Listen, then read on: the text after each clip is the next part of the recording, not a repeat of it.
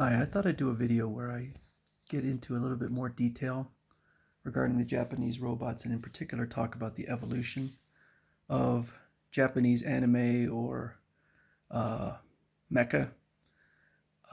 So we start with the first one, which is Tetsujin 28, and this is an example of a controlled robot.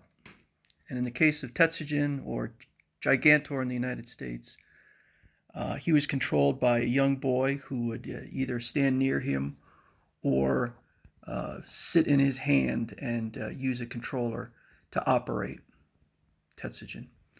Next we have Mazinger Z. This is an example of a piloted robot. In this case, the pilot would fly in on the piloter. Now, my piloter doesn't have foldable wings, but there would be wings on it. And he would sit in the crown and operate the robot. I do have other Mazingers, a bunch of other Mazingers, and in some where the wings will fold out, but they're quite a bit larger. The third example is Zambot III. This is an example of a combiner. In this case, three vehicles would combine into one robot. Now, none of my robots do any combining or transforming because I find them to be more trouble than they're worth. They're pretty cool in theory, but I prefer these kinds which do not feature any kind of combining. The next evolution would be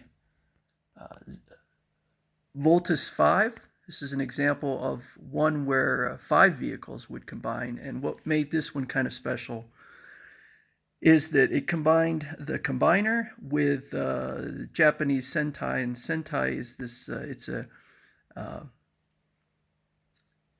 group, 5-person group, and a lot of television shows use this dynamic, which was to have 2 men who would be number 1 and number 2 in the group, 1 female, 1 heavier set male, and then a child prodigy. And tons of shows use this exact same configuration. And as far as I know, the first usage of the Sentai was in Gatchaman. So this is, like I said, Voltus V, but there are many other examples of all of these. These are simply one example. This fifth one, sorry, this is Fighting General Daimos, and this is an example of a transformer.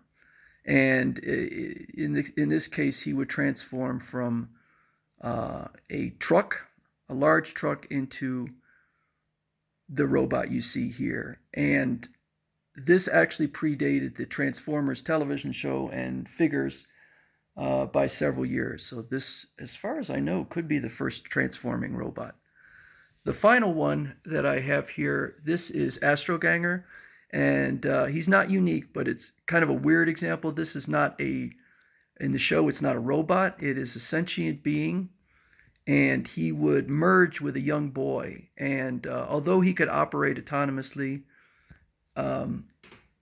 he operated better when he was merged with the young boy. A little bit weird, but again, this is not the only example of a sentient robot that is able to operate without